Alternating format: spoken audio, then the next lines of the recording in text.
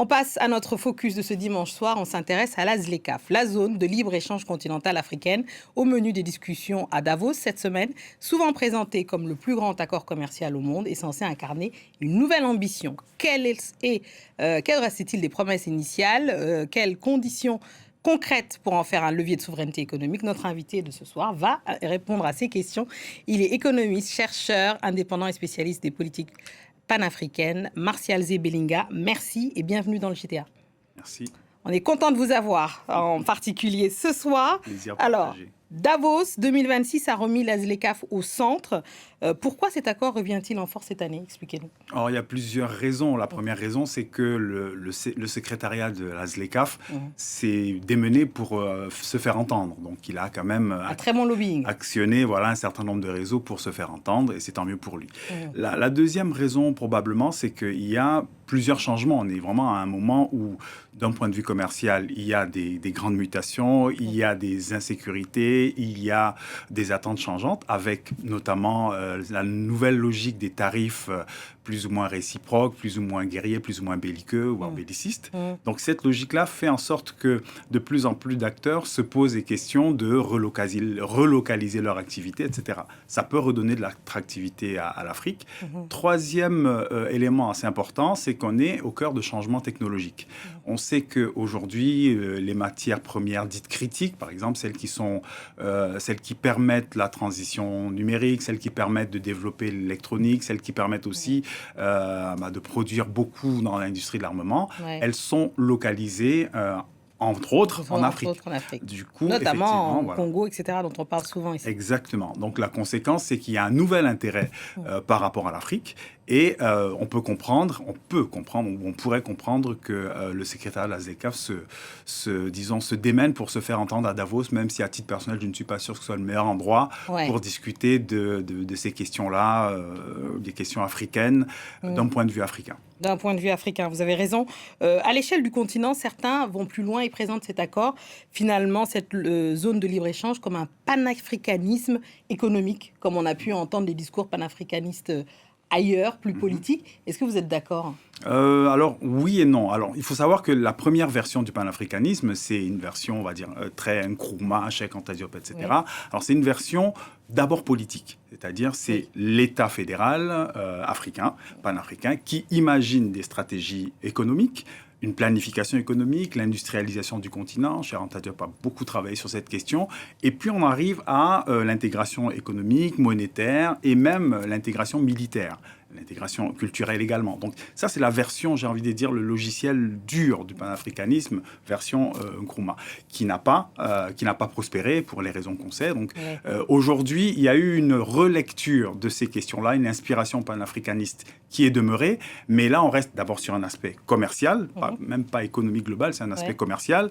Et je pense que pour qu'on retrouve l'aiguillon panafricaniste pur, il faudrait plus de volontarisme, il faudrait des thématiques comme la souveraineté, qui est une thématique centrale au panafricanisme. Il faut une idée aussi un peu de planification, c'est-à-dire dire qu'on va faire l'intégration juste commerciale, ça ne suffira pas. L'intégration commerciale, c'est pour faire circuler les biens, mais il faut qu'il y ait des biens produits, il faut que les biens aient de la valeur ajoutée. Donc il faut penser des politiques industrielles, tout simplement, des nouvelles chaînes de valeur. Il faut penser l'interconnexion du continent, l'interconnexion numérique, ils y pensent, ils y travaillent, mais l'interconnexion physique, infrastructurelle, etc. Et tout ça. Donc voilà, il faut plus de volontarisme et un aiguillon plus en phase avec les logiques actuelles pour que ça devienne un panafricanisme économique. Ça pourrait l'être.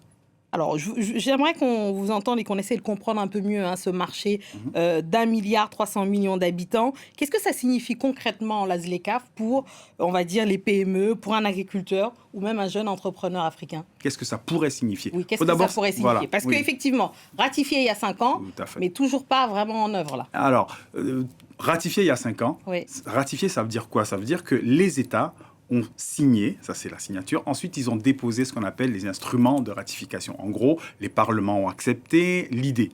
Mais la ZLECAf prévoit, en gros, un délai de, il ne faut pas compter, moins de 10 à 15 ans pour que les barrières douanières reviennent à zéro pour 90 à 97% des produits. Donc, vous voyez qu'on ne peut pas avoir des résultats immédiats, de toute façon, par construction. Oui. L'autre aspect qui est important, c'est qu'en Afrique en particulier, les barrières non tarifaires sont au moins aussi importantes que les barrières tarifaires. C'est-à-dire que avoir un taux de douane de, mettons, 10-12%, c'est important, mais quelquefois, quand votre marchandise ne peut tout simplement pas passer la douane, parce qu'il y a des obstacles, parce que les douanes, il y a des problèmes de corruption, parce qu'il peut y avoir également des incapacités institutionnelles, pour X raisons, X goulots d'étranglement, même administratifs. Ça, on appelle ça les barrières non tarifaires. Donc, du coup, il y a des raisons objectives pour que l'effectivité de l'accord soit plus lente. Mais cela dit, l'accord a commencé. Il y a un certain nombre de pays, une quarantaine de pays qui ont déjà échangé sous le label ZLECAf.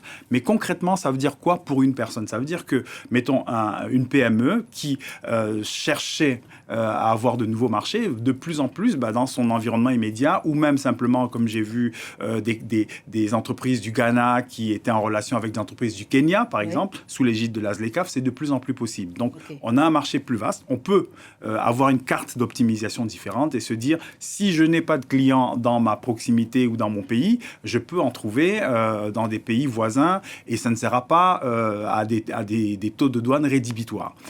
Par exemple, en agriculture, on peut à la fois importer des intrants qui coûtent moins cher parce que effectivement, il y a cette franchise de douane qui peut aider. Donc concrètement, on peut avoir, si c'est bien fait, on peut avoir plus d'opportunités, aussi bien pour produire que pour consommer des intrants, pour produire et pour exporter, aussi bien au niveau africain d'abord, et que pour produire au niveau local. Donc, mais ça reste une promesse qui est très théorique, qui est très conditionnelle. Elle est conditionnelle d'abord au fait qu'il devrait y avoir de la production, et ensuite, il devrait y avoir optimiser la circulation.